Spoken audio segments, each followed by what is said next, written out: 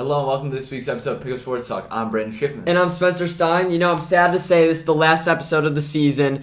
Feels like forever ago we started filming on video, but that was only this year. We want to thank everyone for listening in. We will be producing content over the summer, and we will most definitely be back before NFL season to get into Season 3. Should be exciting. For sure. We'll be sure to get as much done by then and hopefully have some new things to show off to you guys. But let's jump right into this episode. We're going to talk about the NBA Finals, NBA mock draft, and some golf. So, the NBA Finals, Brendan, I want you to... So, last time we checked, it was after Game 4, series was 2-2, and the Warriors just went out and dominated, I'd say, Game 5 and 6. Yep, absolutely, yes. So, Steph leading the Warriors, I should say, just after Game 4, or even after Game 3, just kind of took over the series. They decided it was their time, and they really just dominated Boston. But to be honest with you, I don't think it looked like the Warriors were necessarily much better in the difference between their losses and their wins. It looked like Boston just, almost want to say, got tired, got sloppy.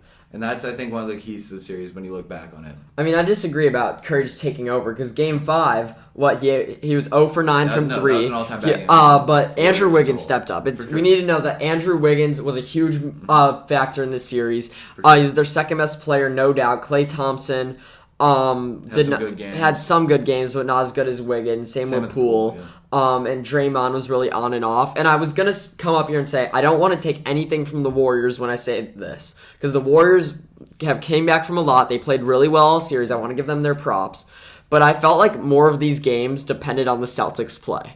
It's like when the Celtics won, it's like, okay, the Curry's play wasn't enough. And when they lost... The Warriors were more consistent, it felt like. Yeah. When the Celtics, they were kind of all over the place. When the Celtics lost, they felt self-destructive to me, especially in that closeout game. They started up 12-2, and then they just lost it all. That didn't seem to me like the old Warriors where we saw Klay and Curry just killing you by their threes. Yes, the Warriors were scoring well, but to me it seemed a lot about the Boston beating themselves, whether that be taking their anger out on the refs, losing their composure, not playing great defense, all of the above. That's what this series felt like to me. It wasn't a very entertaining finals, in my opinion, and I feel like a lot of that can be attributed to the Celtics play. I want to talk about the Celtics before we get into our long, Warriors legacy discussion about their dynasty. Jason Tatum, before I say this, I was very proud of his play before the NBA Finals. Coming into the finals, you've seen his top two player in the NBA. Curry's definitely passed him, I think. And he took down the Bucks, going down from 3-2 at a huge game on the road in Milwaukee. He took down Kevin Durant, took down the Miami Heat. He did not show up in these finals, and honestly, I believed in him much more than I do now. Mm-hmm. Yeah. So, if you break it down game by game, it wasn't necessarily that every game was bad. It's just he never really seemed to hit his stride fully. We've seen a lot more out of him than what we saw during these finals. To be honest with you, a lot of people were saying he's playing hurt. There was a video I saw of him holding onto his shoulder during the Miami series.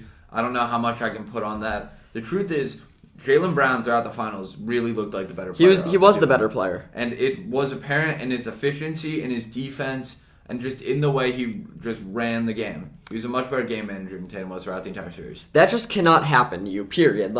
If you are supposed to be a top 3 player in the NBA, you can't go into the finals looking like this at all. And I think Jason Tatum will take that to heart. Yeah. I saw a stat that these finals, Jason Tatum had such similar stats to LeBron's first finals, where they got killed by San Antonio. He was young. He didn't have much help, although Tatum did. But maybe Tatum will use this as fuel to get back there. But I'm honestly disappointed in his play. He did not take over once throughout a game.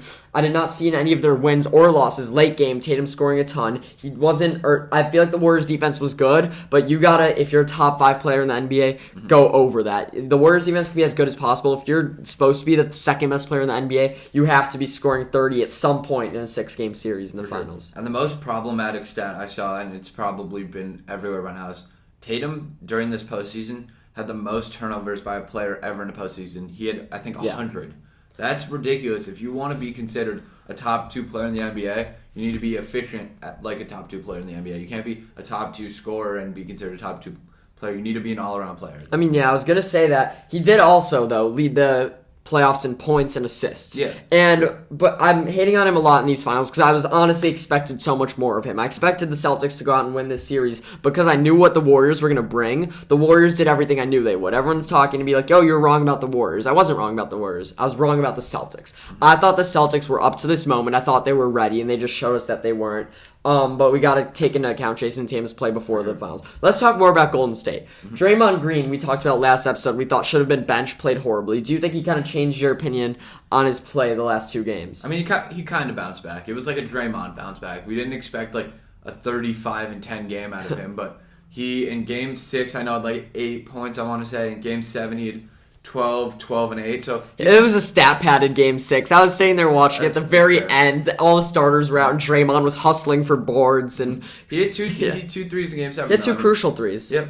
I was going to say, like, he did, I think, get his, like, revenge in a way just by getting the ring in general. But he definitely turned it around at some point throughout the series. 5 turnovers, though, isn't great for anyone, especially a guy who's the most hated player in the NBA. Right? Yeah, and I want to say this. I think Draymond Green will be inducted into the Hall of Fame, but I don't think he should. Now, I'm not trying to hate on Draymond that much. You could say he was a crucial part of a dynasty. But I think if you're a Hall of Fame... And by the way, the reason I think he will get in is because I think the Hall of Fame is soft now. I think in all sports, they let a lot of guys in that Except maybe... the NFL has kept it pretty tough. Yeah. But... what I'm going to say about Draymond Green is that if you put him as the best player on a team at any point in his career, that team is the worst in the NBA. One of them. Yeah. One of them. I think when Steph and Clay were out, Draymond might have been there and they finished dead last. So that's impressive for the Warriors to come back from being dead last, come back from losing their best or second best player in Kevin Durant. Mm-hmm. But I do want to say I don't know if Draymond Green's Hall of Fame bound, but he did prove me a bit wrong this series, saying that when he was off the court, they were not much better than when he was on the court. And before I said there will be much better off benching him, so I guess that proved me wrong.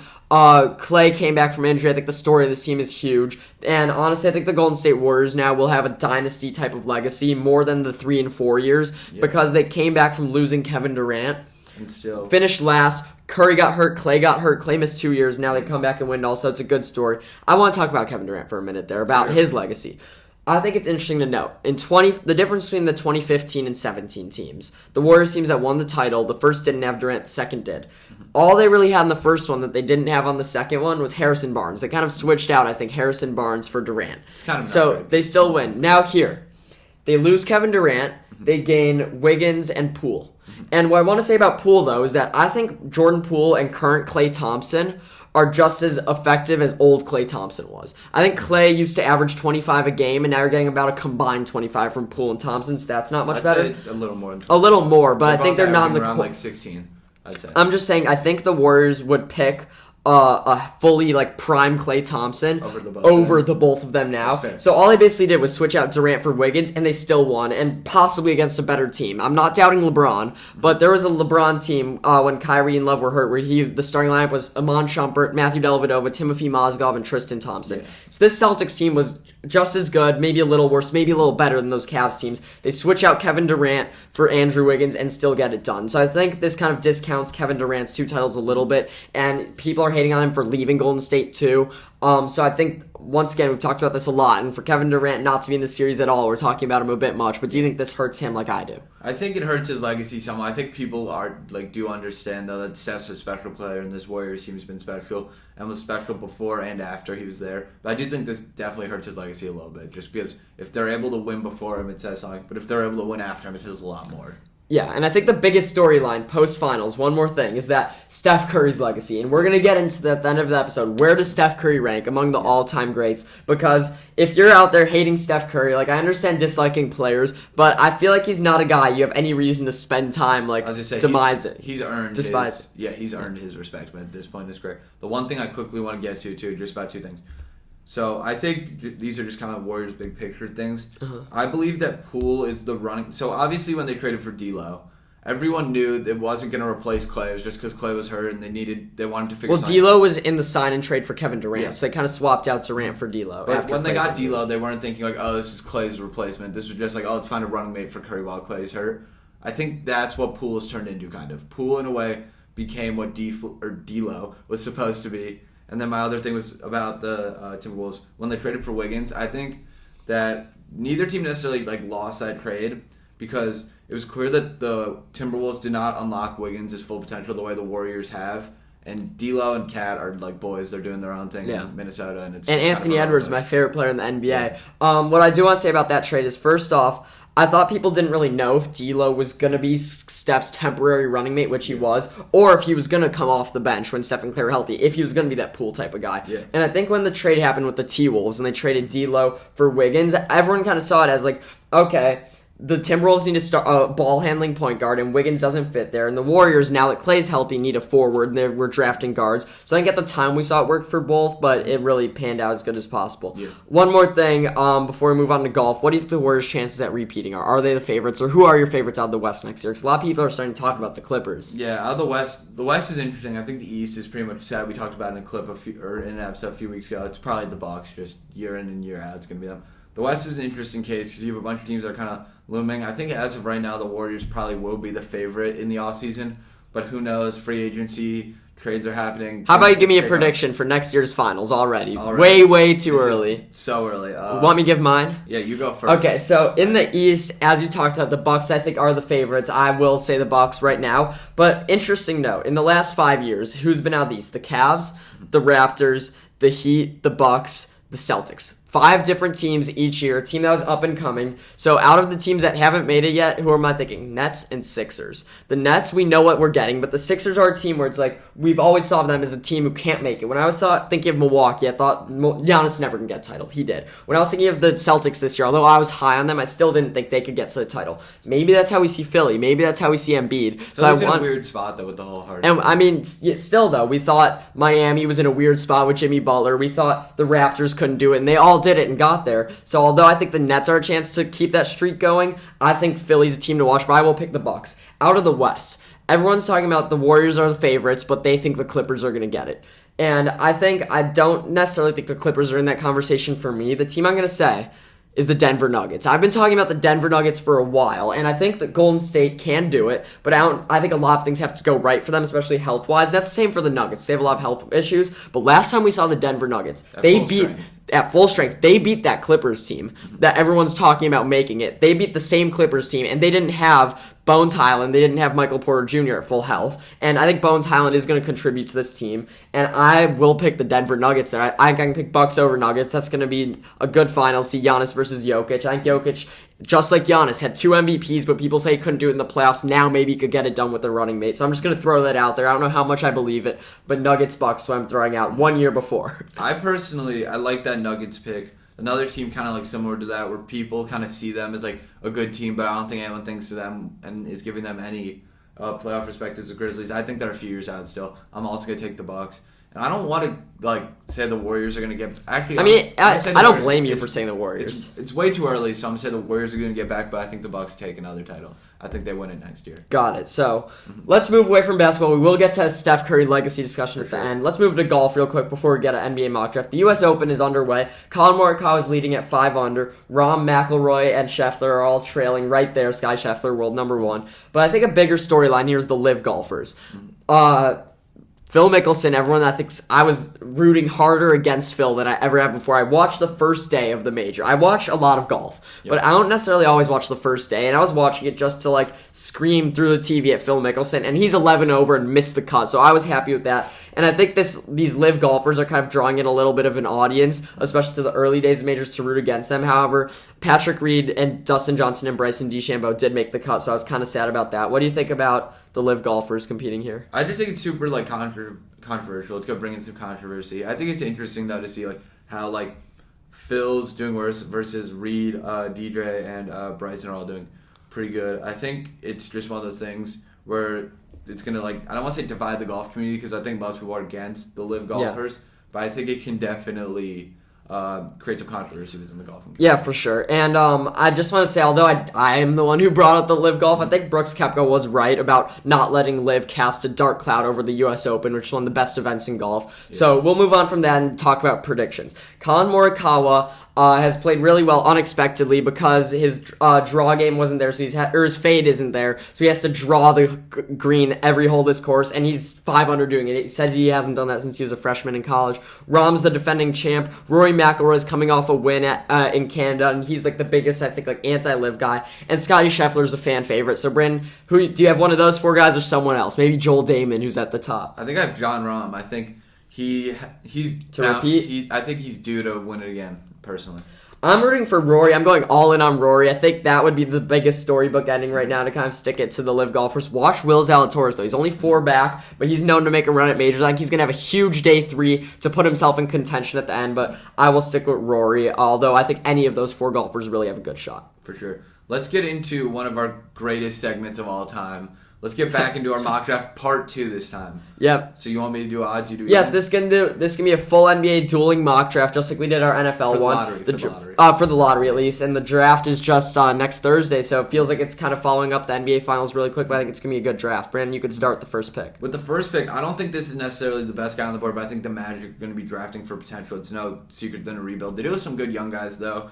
Franz Wagner, Cole Anthony, they have a couple good young guys to build around. I think they're going to take Chet Holmgren. I think that they have a couple questionable players right now. We don't know Bamba's future. We don't know Jonathan Isaac's future. I think Chet's going to be the guy they take just with the uncertainty in their big man room. Yeah, we're picking for who we think they're going to take, and regardless, I think that's a horrible take. I think they're going to pick Jabari Smith because he's the better player. A lot of reports are saying they're going to pick him. I know you think they should pick Jabari, I think, but I actually think they will follow through with that. I don't think they want Chet. I think he fits better in with the Thunder. But since you took Chet at 1, I'll take Jabari at 2. I think he's the most talented player in the draft. He can do a lot of things. He's a 6'10 power forward. He can handle the ball. He plays really well in the post, big defensive presence. And I honestly don't think he's necessarily a guy with a ton of star power. But I kind of feel like this pick is similar to the DeAndre Ayton pick. I know he's a different position, but it's a guy you could start who you know what you're going to get from. And once you have other stars around him, he can be a force and be kind of a third man in a big 3 like Bosch was at his full potential. So I think they could start something with Shea and Jabari, and they have tons of picks, so they could get another star there. So I think they're going to go with a reliable pick at 2. Yeah, he's just kind of one of those guys who's pretty good at everything. Yeah. With the 3, I'm going with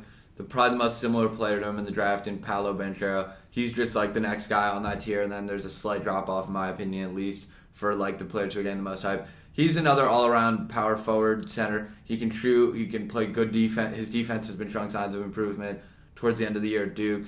And yeah, I think that his potential is sky high. He could potentially be one of the best players in this draft. Yeah, he's one of the most best potential guys. I don't think his play necessarily showed it, but watching him play in person, he's so athletic, he can do it all. At 4, I'm going with the surprise picking Keegan Murray to the Kings. I think everyone's kind of thinking Jaden Ivey's going to go here, or at least the first guard off the board. But when I think about the Kings, they had Tyrese Halliburton, Davion Mitchell, and De'Aaron Fox, which was too many guards for them, so they chose to ship out Tyrese Halliburton. That was a bad move. But after doing that, why would they just go at another guard? I don't see the purpose of that, so I think they're going to go with Keegan Murray, another good forward, the best one on the board right now. Mm-hmm.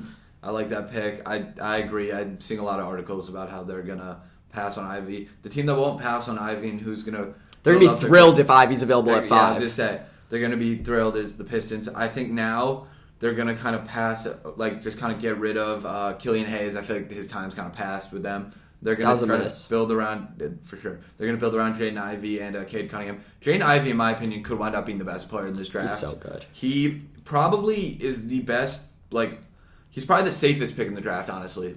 I don't think anyone else is, a safer pick. Because with Jaden Ivey, he truly is an all-around player, and he's going to bring it from the get-go in the NBA. Yeah, we know what we're getting from Jaden Ivey. He might be the most reliable player in this draft, but he also might have the highest ceiling. I honestly don't see why he's not in the conversation for one of those the first, second He picks. could go anywhere 1 through 5, and it'd make sense to me, though. It would. I would not hate on the Magic for taking him at 1. I don't think they need him, but at 6, the Indiana Pacers, I think, are going to go with a high-potential guy in Shaedon Sharpe. He did a ton in high school. Didn't play that much at Kentucky. I don't think he played at all. I don't think he played at all, but we know he has tons of big skill set. They'll pair him with Tyrese Halliburton in their backcourt. So the Pistons and Pacers back-to-back picks are creating 2 young killer backcourts. For sure. I think the Blazers are going to go with kind of an all-around weapon 3-and-D guy, and I think the guy who they're going to take is AJ Griffin. They're in a really weird spot as a franchise, so I think this is kind of a weird pick, but I think it makes the most sense to him. AJ Griffin's a great shooter, great defender. He's a Duke guy. I think it's a safe pick here. Yeah, and I think the Blazers are going to be trading a lot this offseason, so I'd watch that pick. Pelicans, I'm going with Dyson Daniels. Once again, I think they need a guard, although the best available might not be Dyson Daniels. I think I'm not high on the G League guys. I think that they have Zion, they have Brandon Ingram, and I love Valanciunas, so I don't see why they wouldn't go with another guard. I know they picked 2 last year. Kyra Lewis has been playing so-so. He was so I hurt think for a large part. He was hurt, but I don't know why they wouldn't shoot their shot on another. So Dyson Daniels out of the G League right there to the Pelicans. For the Spurs, I think I'm going to go with Benedict Mathurin. I mean, he just dominated at Arizona. He really put the entire country on notice. I think he fits well in the system. They're kind of rebuilding for the future, and they're in a weird spot right now. I'm a big Benedict Mathurin guy. Played well all regular season. His play in the tournament wasn't great, but I think he's definitely someone who still has room to grow. Wizards, once again, I think a team that needs a guard. The best one on the board is Johnny Davis. He showed out at Wisconsin. He's still young, so that he can still grow, but he's also played against the best competition in the world in college basketball. I think they'll pair him and try and keep Bradley Beal. I don't know if that's going to happen or really what direction the Wizards are going in. But Johnny Davis is definitely a sure pick there. For sure. I think the Knicks will try to avoid a guard at all costs. I mean, they're trying to build around RJ Barrett. It's no secret. He's a really good player. So I think they're going to go with one of the best bigs on the board, Jeremy Sochan from Baylor. I think he has potential. He's a little bit more of a project than some of the rest of these guys.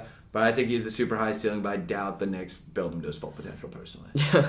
Thunder here at number 12. You know, I was thinking about taking Malachi Branham from Ohio State here, who we didn't end up picking in the lottery. But I think the Thunder are just, with all their picks going with the highest ceilings, they have so many they can afford to miss on some. So I'm going with Jalen Duren from Memphis. He's a good center. He could really develop into one of the best centers in basketball. Although he doesn't necessarily, I don't think, have a great three-point shot, which a lot of centers need nowadays. I think he has a lot of potential. He's young, and a center isn't necessarily a bad position to fill right here for the Thunder, given that there's a lot of young guards you could get in the future. They have some on their team already, and although we had them picking Jabari Smith at 2, I think they could pair him with another big man in Durham. For sure. If Durant was taken there, I think the Hornets would be very happy to know that they're taking Mark Williams. I'm not necessarily saying that one's better than the other. I just think that they need a center. That's their biggest need, and it's mainly their only need, I'd say. And Mark Williams is a big stretch big from Duke. I think he has a lot of potential for them. I think the Hornets are going to go out and get Ayton or Gobert, but I'm going to save all my takes for that for our summer predictions. We're going to predict a lot of events that are going to happen this summer. Last pick of the lottery, Cavs. I'm going with Ochai Agbaji. He was the best player in college basketball last year. He has tons of potential. He's a good player. I necessarily wouldn't say he has tons of potential, but he's really NBA ready. I feel like we just said about every player. They have tons of potential because that's what the draft's all about. Yep. But I think Och fits really well in with the Cavs. For sure. I'm super excited to see where all these players go in the NBA. Yeah, I think most exciting times of the year. I think this could be a trade-heavy draft, so that's really my favorite part about it. We're going to go into Change My Mind, second week in a row, and once again about the NFC West. Yep. Brandon, all I do is I say a take, and Brandon tries and changes my mind, unless he agrees with me, but I don't know if he will. So let me jump right in. I think that the Arizona Cardinals are better than the San Francisco 49ers. I'm not hating on the Niners. After the Super Bowl 2 years ago, after Chiefs-Bucks, I predicted the 49ers a year ahead to go to the Super Bowl this year, and they almost made it. I was rooting for them all postseason. I think they have a great system. Year in and year out, they're good. So this is a little bit more about the Cardinals. When I was looking at their offense, they have DeAndre Hopkins, although he's suspended for 6 games. We just last week said he was top 10 wide receiver in football, and he's at his best, top 3. They traded for Hollywood Brown. We kind of glossed over that bit. That was Kyler's college teammate. He's a great deep threat. I know he had dropping issues, but who knows what Hollywood's going to do being the second receiver in an offense. In addition to that, they have AJ Green, who's young. Who knows what we're going to get from him? Or not young, sorry.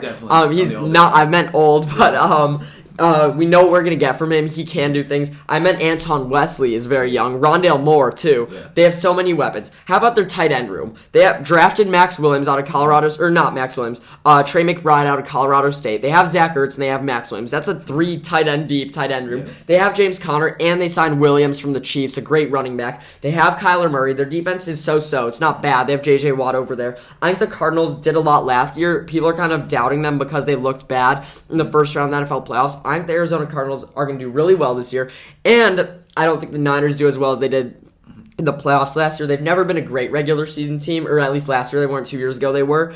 They're more of a playoff team. I think it's going to take Lance some time to develop. So I think the Niners will get off to a slow start. So what I'm saying is the Arizona Cardinals will be a better team than the 49ers this year, especially in the regular season. I personally disagree, and there are a few reasons why. One, I don't think Cliff Kingsbury is a very good coach. Why? Think there have been rumors throughout the last 3 years he's going to get fired. They've had very talented teams, and they seem to underperform every year, and the blame always gets pointed to him. And Although I don't always believe in that. In this case, I kind of because they've had all the talent regardless. I don't think so. I think last year was their first year where they could really utilize all that talent, and they lost to the Rams, who ended up winning the Super Bowl. They looked really bad in that game. They started looking bad at the end of the year, but they started 8-0. Like, I don't think it's on they just Kingsbury. Incrementally, I feel like, fell off throughout last year. Then Hopkins got hurt. Yeah. Kyler, yeah. Their defense got worse in the offseason. I don't think we can argue that. They lost Chandler Jones. He went to the Raiders. Yeah. Now they've only, their two, most notable defenders are Budda Baker, who's a little bit past his prime, in my opinion. I mean, he's still young. It's true, but I feel like his best years are a few back. And J.J. Watt, who's most definitely past his prime. That's a tough look. Their defense, I'd say, is a little bit below average, but with high-powered offense, sometimes that's fine. Their biggest issue is they don't have their top 10 receiver for the first 6 weeks of the year. Their next best receiver is good, but like you said, he has a dropping problem. Who knows? Kyler might be able to unlock that. Their O-line's pretty much near atrocious at this point. So there are a lot of question marks for them. I think that the 49ers are definitely look to be more consistent this year. If Debo plays, they do have the rookie quarterback, but I think they make more sense as a team overall. Better defense, better O-line, arguably similar receiver room. I feel like they more well utilize their players. I mean, I agree that the safe pick is to go with the Niners. Yeah. But I just want to point out that last year the Cardinals did better than them in the regular season. This year their offense got better. You said their defense may have gotten slightly worse, but not by much. It's still similar. They still have Isaiah Simmons. They lost their best player, but they still have a good defense. They still have Isaiah Simmons. They still have Marcus Golden in the secondary. So I think, although he's not great, I think that the Cardinals, though, have a good offense, and I think the Niners take a step back, and the Cardinals take a step forward, especially since they got Hollywood. So I think this offseason... It really all depends on Trey Lance, in my opinion, at least. A lot of it. If he can show up... And I don't trust him. If he can show up and be great from the get-go, I think that it's clear that the Niners will be better. In my opinion, I think the Niners, like you said, are the much safer pick, because the Cardinals have a lower floor and a slightly higher ceiling. But I think the Cardinals' floor is significantly lower. I just think the Cardinals are going to do even better than last year. And although they might start slower because DeAndre Hopkins is gone, I think they'll turn on late season, maybe win a playoff game. Well, I think the Niners, everyone's only thinking about what happened in the playoffs. Not only were they not great during the regular season, not only do they have injury issues, but they're also bringing in a big question mark at quarterback. Jimmy G messed up a lot of times, but we knew Jimmy G could win games. Trey Lance, who the hell knows? And I'm banking on that not hitting. So I will tell you right now, I think the Cardinals are going to overperform and the Niners are going to underperform, and the Cardinals will end up ahead of them in the NFC West standings. I think it'll go Rams, Cardinals, Niners, Seahawks. I disagree. I think it's going to be Rams, 49ers, Cardinals, Seahawks. So we'll get into more NFL debates next year. We're going to have a huge preseason prediction episode for the NFL.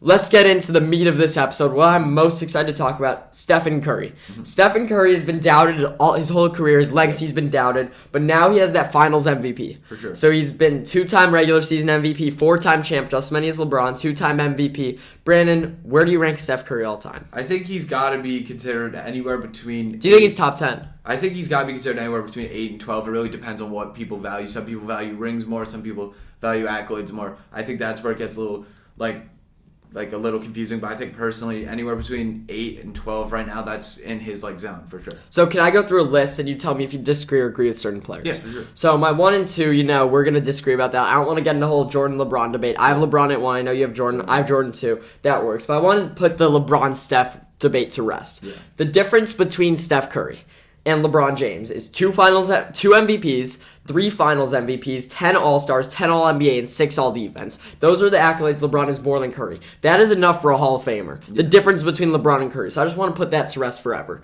My 3 is Kareem Abdul-Jabbar. Do you have him there too? Yeah, he's around there. Yeah. My 4 is Magic Johnson. He's still the greatest point guard of all time. He still has more accolades than Steph Curry. I think Curry can catch him. Did more and less time. I think Curry still can catch him, maybe with another Finals, but I have Magic above Curry for now. Yep. My 5 is Kobe Bryant. A lot of people disagree with me at that. I think, though, he has 5 titles. He's the closest thing to Michael Jordan we've got. He was one of the most dominant scorers of all time. And although he was able to do 3 with Shaq, being this with another star, and he's also able to get 2, being the main focal point on his team. So what do you think about Kobe at 5? I don't know if he's necessarily 5, but he's definitely above Steph. Who would you put above Kobe that I didn't? That's the questionable part, because you get into you might put Larry Bird. I personally wouldn't put Shaq. I know some people would. And then some people would put Will. I personally wouldn't. So I'd say I'd probably go Bird, then Kobe. Bird then okay, So I I can put see Kobe that. at 6. So I put Bill Russell at 6 ahead of Bird, just because they're both Celtics greats. So I kind of compare Bird and Russell more than Bird and Magic, because I think Magic was definitely above Bird. Because Bill Russell got 11 titles, Larry got 3. Although Larry has some great accolades, 3-time champ, 2-time Finals MVP. Just to note, he didn't win Finals MVP one of the times. 3-time MVP, and he was a 12-time All-Star. I think Bill Russell, if you're a Celtics fan, you kind of think of him as the all-time Mr. Celtic above Bird. But I put Bird right behind him, followed by Wilt. So those are all the guys I definitely have above Steph. What do you think about? Do you have any of them behind Steph? Maybe. No, I think that list is pretty solid. Wilt too. Yeah, probably will. Okay. Steph right now. So then comes the Steph tier for me, where my order. I hate to put him at the end of this. It's so tough for me. I have Duncan, Shaq, Steph. You've Duncan over Shaq? Yeah. Yeah, I agree. I think he's in that tier where he's not necessarily like top 5, but he's definitely should be considered. So I think that's like number I said, 11. Like 8 to 12 makes sense for him. Yeah, As of right I now. put him ahead of Oscar Robertson. That's Yeah, where he for sure. jumped in this. Yeah. But Tim Duncan's underrated. I think a lot of people don't have him over Shaq, but he's Mr. Fun. And I want to talk about him over Curry. He's a 5-time champion. Curry only has 4. 3 Finals MVPs. That's more. And then a lot of the rest of his accolades are similar. They each have 2 MVPs. They've each been All-Star a ton of times. Tim Duncan was better defensively, so that's why I have Duncan over Curry. Yeah, that makes sense.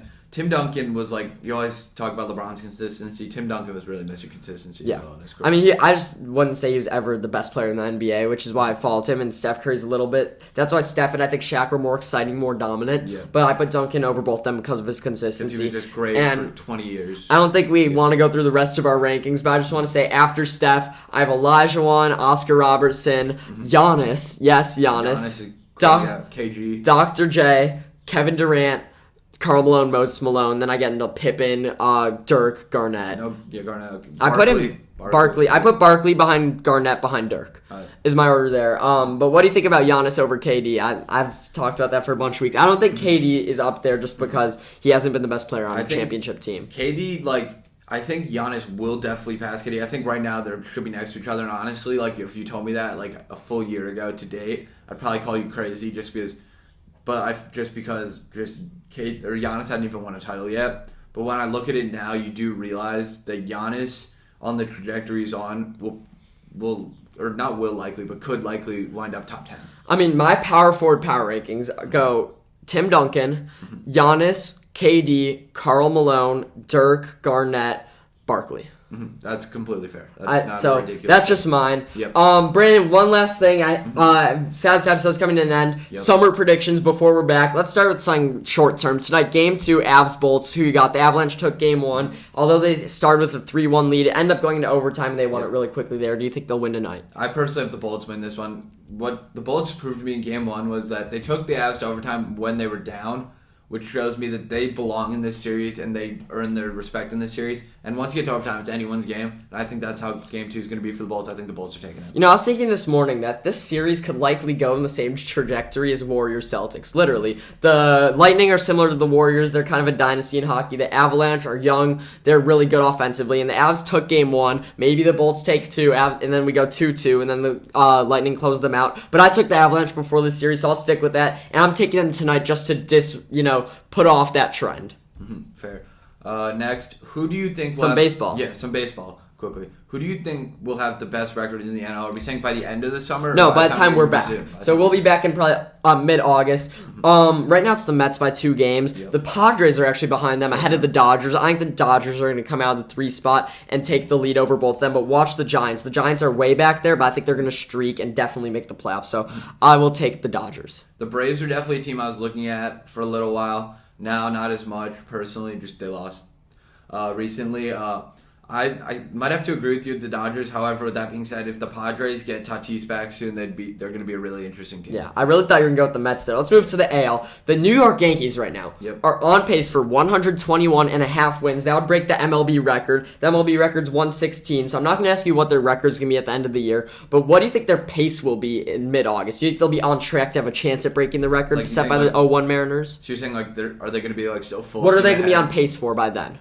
I think that they have the potential to. They've been really hot recently. Do I think they're going to do it? No, I think they're going to choke. But I think they're on an 8-game win streak right now. They've been hot. So, I mean, the highest win streak since that 2001 Mariners team was 108 by the Red Sox, I think, in 2017. So, I think they have a good chance at breaking it. And I think when we're back, they're going to be on pace to get north of 110. Will they get there? I'm not sure, but I think they will still be on a good pace in August. One more baseball thing. Will the Chicago White Sox, neither of us like them, but they are in our hometown. Right now, they're 2 games below 500. They are underwhelming. Do you think they will be above or below 500 when we return? I think they'll be a little bit above 500 when we return. I think that they're bound to get a few more players healthy, and I think that from there, they're going to be above 500. I think they'll be above 2, but I think they're still going to be out of the playoff picture. I don't think they're making it this year. 2 things I want to mention about the White Sox. First, Yohan Moncada right now is the worst hitter in baseball. In, I think slugging or some statistical category, he is ranked last of all potential hitters. I also think the White Sox should fire Tony La Russa. He's old. Everyone's chanting that.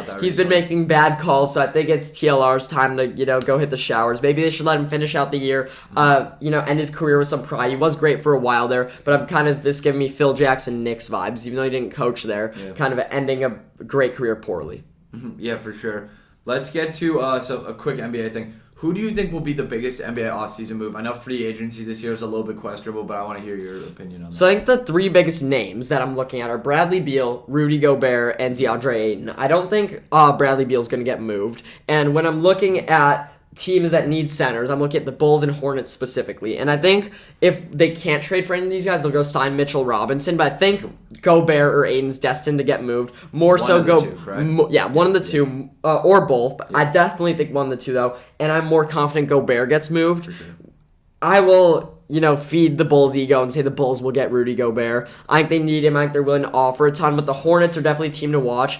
And I think if the Hornets don't get Gobert, they can offer enough for Ayton. So I think one of those teams... they might just draft someone. They could draft someone, who knows. So I think those are 2 teams to watch between the 3 centers I mentioned, Mitchell Robinson, Ayton, and Gobert. And the biggest name, if one of them got moved, would be Gobert. So I will say Rudy Gobert to the Chicago Bulls. Personally, I agree with that. I like that you didn't just immediately jump to Ayton, because I know a lot of people have. I don't think the Suns will necessarily break up the core that took them to a title only 2 years ago. So hopefully Rudy Gobert comes to the Bulls. I think that's my prediction. With that being said, I wouldn't write off Beal getting moved. I know his contract makes it a little questionable, but I think there are definitely some teams who need a scorer like him. I mean, but here's what I want to say about the Bulls.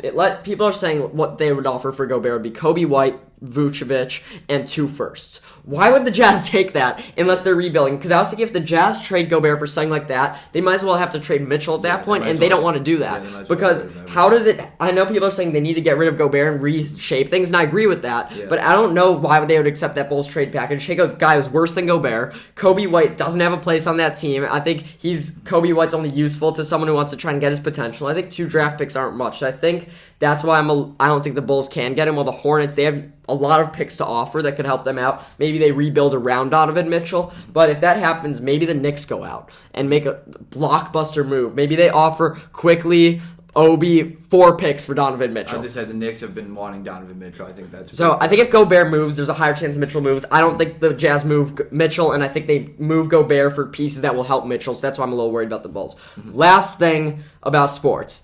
Robert Quinn, Chicago Bears. He's not showing up to training camp. When we return, will he be a Chicago Bear? I really hope so. I mean, we gave him that huge contract. Everyone was mad. Then he had a career year. So I really hope he stays a Bear. He had an amazing year last year, as I said. I don't know if I hope so. I mean, he's great, but his value's only going down as he's getting older. If we could get a second-round pick and dump off his contract, although we're going to be horrible this year, maybe it's worth it. And what I'm starting to think as a Bear fan, instead of drafting Jackson Smith and Jigma next year, I think if we get the number 1 pick or 2, we should draft Will Anderson out of Alabama and then trade for DK or McLaurin. So I think getting as much capital going into next year would be helpful, but I wouldn't be mad if they kept him or didn't. I think he will be a Bear. Yeah, I think that the Bears are in a really good spot. Or not good spot. They're a good spot for the future, not a great spot for this year's success. Yeah, for sure.